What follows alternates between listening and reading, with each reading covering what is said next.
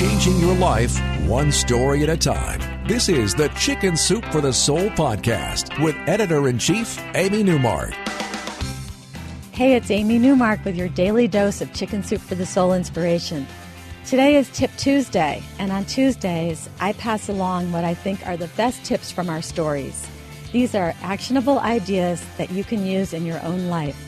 These are ideas that are simple and universal and easy.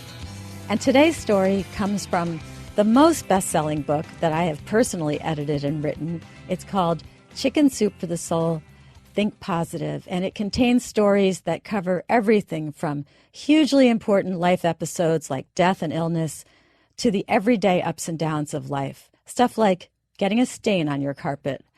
Now, you can probably remember certain stains on your carpet, when they happened, who was to blame.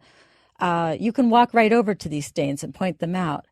So here's a way to stop caring about them, to turn them into souvenirs of a life well lived. And the story I'm going to tell you is called Magic Stains, and it's by Nikki Decon. Nikki was embarrassed by the myriad stains on her own carpets.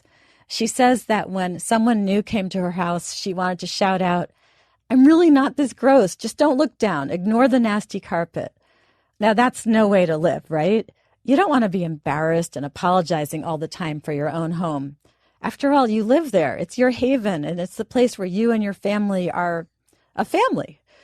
One day, one of Nikki's friends told her to stop apologizing for the well-worn state of her home.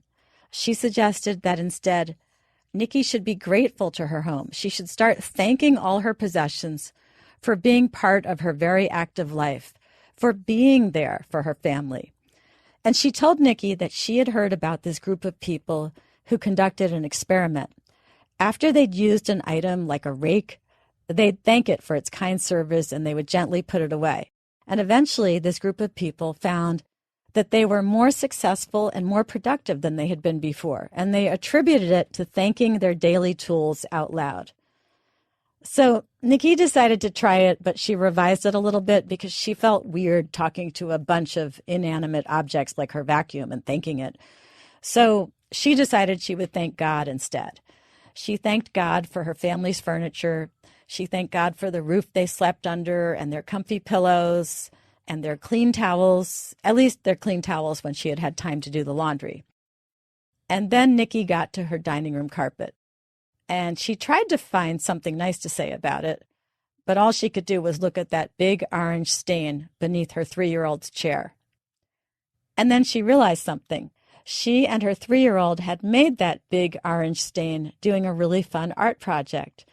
And as Nikki looked around the living room and the dining room, she recalled each event that had caused a stain on the carpet.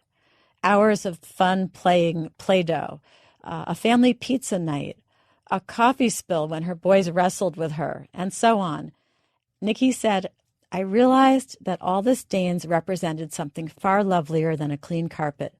They pointed to the fact that we were living our lives with laughter and tears and messy projects and yummy dinners. We were alive. In our home, we don't forbid laughter or the messes that often come with everyday life. Our home isn't sterile or oppressive. It is magical."